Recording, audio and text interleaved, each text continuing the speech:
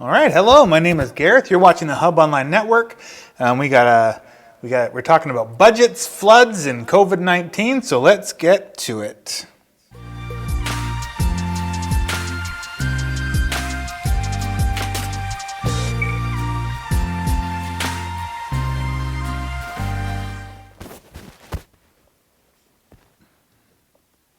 All right, so let's talk about flooding. So yesterday morning, the village of Cache Creek issued a new evacuation alert for approximately 175 private and commercial properties along the Bonaparte River.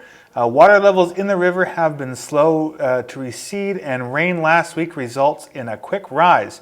Residents who live along the river have been advised to be ready to evacuate on short notice if the river breaches its banks. Water levels are holding so far, but a rainfall event could change that. The River Forecast Center and Environment Canada have advised the village to monitor water levels in the river until early next week. For more information, you can contact Wendy Coomer at 250-457-0245 or email wcoomer@telus.net, and that's WCOOMBER@telus.net. So that is from yesterday.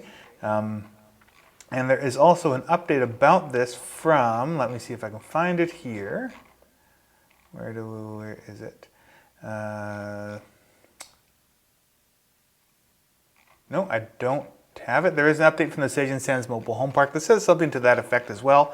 There also was a tree that fell down into the river behind the Sandman Hotel in Cache Creek.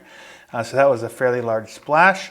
It took away some of the bank as well, so hopefully everything there eases up.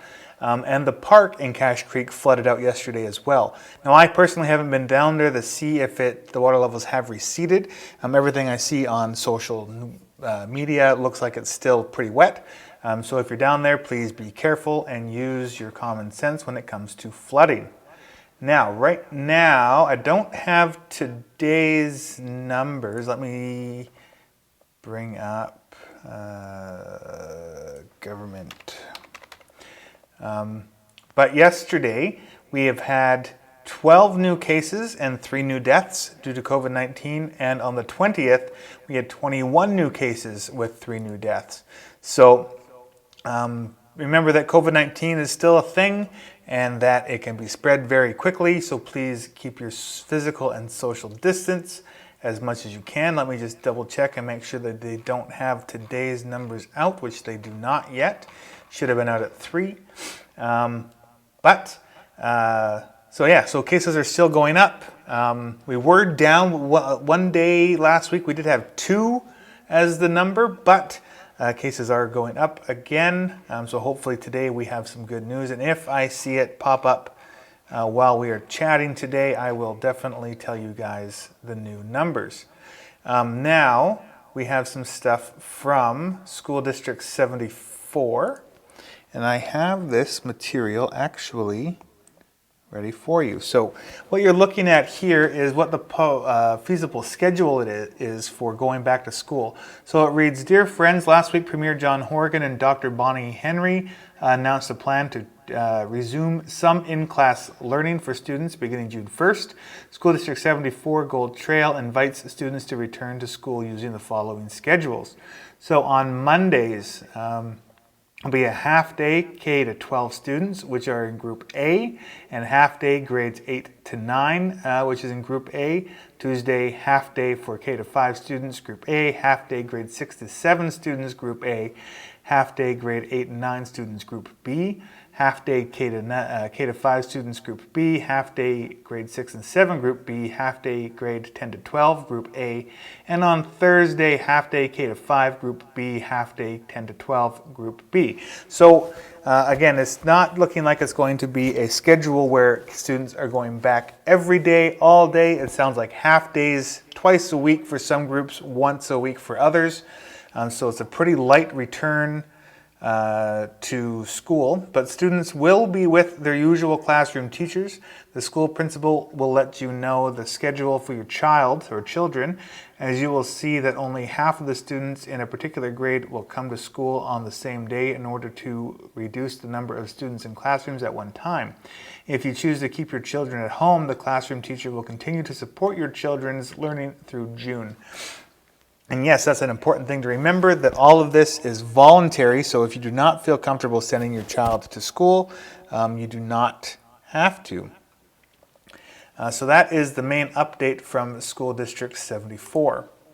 Now there are some, in regards to COVID-19, there are some pretty interesting headlines from CBC today. So, for example, the government launches a benefit finder tool for emergency aid as a party spar over return to Parliament. So what they're trying to do is they're trying to come up with an app that is sort of one size fits all for people, so people out of work, students, and seniors. So you can get this tool or app and you can find out what you need to do in order to find yourself the proper benefits that affect you. But there is a lot of controversy over that, as the Conservative government is, or not government, the Conservative Party, or as the opposition, are trying to get Parliament back into the House at a limited number of people, whereas the Liberals are trying to not do that for physical distancing. I have seen some of the stuff about what they're doing in Parliament, and it looks pretty sparse. There's maybe 4 or 5 people from each group, and I'm not sure if the Green Party is involved, but there are about 4 or 5 people from each group that are there debating things, but the Conservatives are looking to have more people go and have a larger debate about certain things, and I'm sure that this app is one of the things that they would want to debate. Other headlines include COVID-19 pushes Canadian retail sales to their biggest ever plunge in March. So I believe it was a 40% drop in March, but I'm not 100% sure about that number, but that's what I think I remember reading. Ottawa looks to endorse one coronavirus contact tracing app for the whole nation. So this is an interesting one. So much like the tool for figuring out your benefit plan, what they're trying to do is make an app. So if you have COVID-19, you have to register that you have it, and then everybody else around you can see that there is somebody in the area that has it, so people can keep their distance or leave the area. The conversation about this is about people's privacy and right to privacy. So that is the debate that is going on over that particular app. It is a thing that they used in South Korea, which seems to be working. And I believe that they're also using it in China. But what do you think? Should that be something that comes over to Canada? And you can let me know at hon@ashcrofthub.com. And also, if you're sitting at home and you want to give me a call, you can call 778-694-4662, and we will get you talking on the phone. Now, so that's the headlines from CBC. Now let's talk about what our local members of Parliament and the Legislative Assembly are doing via Twitter. So Jackie Taggart is not so much tweeting things as she is retweeting things. So she is sharing a lot of stories about flooding in Merritt. Non-BC residents with existing reservations will be... So this is an interesting story. British Columbians will have the right, or not the right, but will have the option to have first dibs on camping throughout this season. And people from places like Alberta will be asked to cancel their reservations. So any outdoor events in British Columbia are going to be promoted to be taken over by people in British Columbia only, which is a interesting turn of events. So they're trying to limit the amount of people coming in from other provinces, and they also have still kept the border to the United States closed. So the less people in one province, I guess, the better. So that is what Jackie Taggart is sharing on her Twitter feed. And Brad Viss, our Member of Parliament, is sharing a news story. So he says, John Iverson has posted a news story saying it's time to cancel Trudeau's COVID-19 morning show and get back to Parliament. So I'm just going to read a brief little bit about this. So again, this is an article from the National Post written by John Iverson. I'm sorry if I'm saying that wrong. So the latest snapshot of Canadian public opinion suggests that Trudeau is having a good pandemic. Even after the Liberals were re-elected last fall, more people disapproved of his government and him personally than approved. But since the onset of COVID-19, that evaluation has inverted. 58% of Canadians now approve of the government and 48% of Trudeau, versus 24% who disapprove of the Liberals and 31% of Trudeau, according to Abacus data. It should not be a surprise to anyone that the Liberals have an 8-point lead on the Conservatives in popular support. The amazing thing is that the gap is not wider. So that is just the start of a pretty interesting article that this gentleman has wrote. So if you want to check that out, you can go on to Brad Viss's Twitter page. You can find it there. It's the last thing he tweeted about. You can check out this story there. So moving on, we've already talked about School District 74. So we got some positive stuff here. We have a notice from the Hub. It says, we are excited to hear the news from the province last week that gyms and community centers who comply with safety protocols can reopen. This week and next week, we are working hard to prepare for a June 1st reopening. During this time, we are assessing COVID-19 risks, creating policies and protocols in alignment with the provincial health officer and WCB, and implementing all of these to ensure that you can return to your activities at the Ashcroft Hub. We have missed you and are looking forward to seeing you very soon. So Hub services and activities will look and feel a little different due to our current pandemic reality. More details about your favorite services and activities will be provided as soon as we have them. So I actually just spoke with Vicki Trill, the executive director of the Hub, and she has worked on a 30-page document about how the Hub is planning on reopening, what the cleaning situation is going to look like, how often do we have to clean as staff here, and that sort of thing. So she's putting that in, and looking at like a June 1st opening with a limited amount of people and limited times in the gym and that sort of thing. But it's COVID-19 and that stuff is moderately expected. But stay tuned for more information about that. And from the Ashcroft Auxiliary Thrift Store, they say, hey everyone, we wanted to give you a little update about potentially reopening our store in conjunction with our governing body, the BCAHA, the provincial government, as well as local government, and most importantly, our volunteer members. We are hoping to reopen sometime in June. Many things have to happen before we can even come close to opening, but we are working hard behind the scenes to make sure that we can open. We are as safe as we can be for you, our wonderful customers, as well as our amazing volunteers. So they're looking at reduced store hours, shopping time limits, and reduced customers in the store at a time, as well as hand sanitizer station installation, which are just a few items that they need to have a reopen plan. So please continue to follow the Auxiliary Thrift Store Facebook page for more information. They're asking that you take care, stay safe, and thank you for your continued patience and support. They miss you very much. Here it is. So this is the update from the Sage and Sands Mobile Home Park. So there is more flooding in Cache Creek. So the statement from Sage and Sands is, hi everyone, here's an update on our river. The snowpack is gone from the Bonaparte Plateau. The rain forecast is favorable for us. The alert is in place to allow the village to do whatever work needs doing. Quite flooded at the Cache Creek Park. Some undermining happened through town. Today is supposed to be the peak. Our dike is still standing strong. Can't help the wet feet though. Soon it will all dry out. So again, that is from the Sage and Sands Mobile Home Park. And thank you to them. They have done a great job setting up sandbags and keeping people off the dike and that sort of thing. So they're being pretty safe about everything. Now let's switch gears a little bit and let's talk about the unfortunate happenings of the snowbird plane that went down last weekend. But this is some good news in that. So the Secwepemc Child and Family Services drumming group, elders and other drummers came to Royal Inland Hospital Thursday night to pay tribute to injured snowbird pilot Captain Richard McDougall.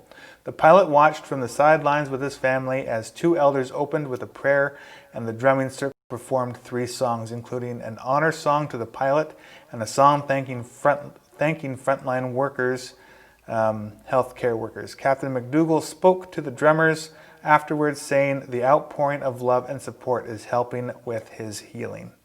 So that is awesome. Thank you to the Secwepemc, where are we here?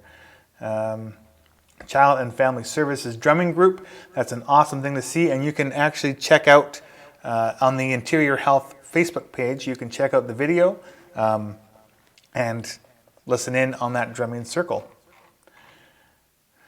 So, last night, Cache Creek. So, Cache Creek's budget meeting. The Cache Creek Council had a budget meeting last night. The reason that this happened so abruptly was ultimately a time crunch. So the village of the village office had originally wanted to do this on June 1st. So we were approached last week to do a live stream about the budget, Cache Creek budget on June 1st. And then on Tuesday, I was sending them an email about the details about how that'll work. And they got back to me saying that they have to do it Thursday. They didn't realize that there was a time limit, and they had to get it in this week. So last night we had the budget meeting, and we had about 13 people watching live throughout the event. And some of the big takeaways from the meeting is that there will be more of a meeting for public input at an undetermined time in the future. So Mayor Tellerico said that unfortunately they have to do this way. So they did 3 readings of the proposed budget that they had to put into the provincial government. But at a later date, they will come back and revisit the budget with more input from the public. Annette Pittman spoke up about how the way the current budget is laid out does not show line by line what money will be spent on what. So that was very interesting, and you can check out the agenda on the Cache Creek Village website. But it more talks about the revenues that are coming in and going out, which balance, and does not show like how much money they're going to spend on advertising, how much money they're going to spend on the pool, how much money. It's not broken down like that. So Annette Pittman spoke up about why it's not and how it should be. The water. So then we went on and talked about the CFO started doing a presentation, and she was saying that the water, sewer, and garbage budgets all balance. But one thing that the CFO was concerned about is the lack of reserves. So she referenced the landfill legacy fund and mentioned that they have dipped into that for certain things, but it is not a suitable thing for actional revenues. So there's money put aside from the landfill legacy fund that they are borrowing or taking from, but they should be having actual revenues for that instead of taking that money. But we'll learn more about that in a second. So a major concern is a large amount of uncollected taxes from 2019, which in 2019 alone is in arrears of around $50,000, which throws several projects out of sync. The lack of paid taxes is a major concern for the future. So I'm not sure if there was money missing from 2018 or 2017. This is just what they're saying for 2019. I did an interview with Mayor Tellerico about a month and a half ago, almost 2 months ago now, and the number was a little bit more than that when he brought this up. But the lack of paid taxes is a major concern for the future. This year, the council decided not to charge additional taxes due to COVID-19. And I will say that this was not spoken about in any public meeting. One thing that is mildly concerning is that a lot of things are being talked about behind closed doors or after the camera is off, and this is one of those things. The CFO spoke about grants that are available, but those monies are for capital projects only, which would cover new equipment for the fire hall or firefighters, the community hall, the airport fence that was burnt down, to replace the East Trans Canada Highway bridge, etc. The CFO would like to see more reserves, but as long as the village doesn't collect as much revenue, they will not be able to save as much money. So as I said before, they had done all 3 readings in one night. And all 3 readings were passed, except that Annette Pittman did show opposition, citing that there was a little bit of lack of transparency as to exactly dollar amounts that were going to be spent on what. So there were then several questions from the public via comments on the live stream, which included questions about the pool and about when there would be a public meeting where the public would be heard. And when asked about if there is hope for the Cache Creek pool, the answer was yes, there is. When asked if there was money in the budget to maintain the pool while it is not being used, the answer was yes. There was also a question posed about how much money was left in the legacy fund. The mayor assured that they would look into that number and send it to that person specifically. And the meeting started at 7 p.m. and ended at 7:30. There were a couple other questions. We had about 3 people really interacting with the councillors. And you can go and check out that video from last night and see who those people were. So moving on, Hungry Herbie's is home to the Monster Burger and proud of it. And they ask that remember that their outside seating area is open daily from 8 a.m. until 10 p.m. Come enjoy a delicious, physically distanced meal at Hungry Herbie's in Cache Creek. Unity Cafe and Lounge is reopening. So here's an update about reopening. So it will no doubt be different eat-in experience at Unity Cafe come the second week in June, so June 9th, as we create new sanitizing protocols and changes to our seating floor plan. It's been interesting with so little space to begin with, but feel that we can manage. Our customers and our community safety is important, and we will rise to the challenge. Are very excited about our new outdoor patio. We've been making plans and creating a spacious but relaxed place to hang out for those sunny days ahead and warm Ashcroft evenings. We are just waiting for the okay from the province to have liquor outside, which there was another update from Unity saying that liquor sales have been approved. And plans are coming together nicely for some outdoor music shows for June and July. Announcements soon, stay tuned. It will be fabulous to see your masked or unmasked faces back in Unity for lunch and a few drinks. New menu items are in the works as well. So that is from Unity.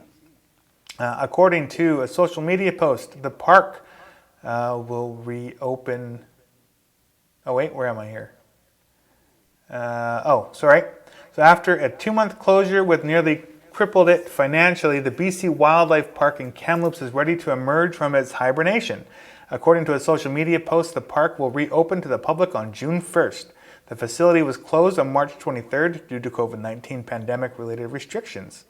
As of June 1st, the park will be open daily from 9:30 a.m. to 4 p.m., and visitors will be asked to observe guidelines around physical distancing. So that is that. Another thing that we have going on here at the Hub Online Network, though, is on Monday next week on the 27th at 7 p.m., we'll be having a live stream with our Member of Parliament, Brad Viss. He is taking questions, but we ask that those questions be given to us by Tuesday afternoon at the latest. And again, we'll be going live Wednesday. So if you want to get your questions in, you can email us at hon@ashcrofthub.com. Please do so. It'd be awesome to have as many questions as possible for our local Member of Parliament. And this ranges, of course, from Mission to 70 Mile, I want to say. But Mission Matsqui Fraser Canyon is his riding. So please check that out and follow us there. And please like, share, and subscribe. That's all I really got for you guys today. It's a bit of a shorter episode. But we will have more news for you guys on Monday at 3. Some great things in the works at the Hub Online Network. So be sure to check us out then. And we will see you guys Monday. Have a safe weekend. And yeah, thanks for watching.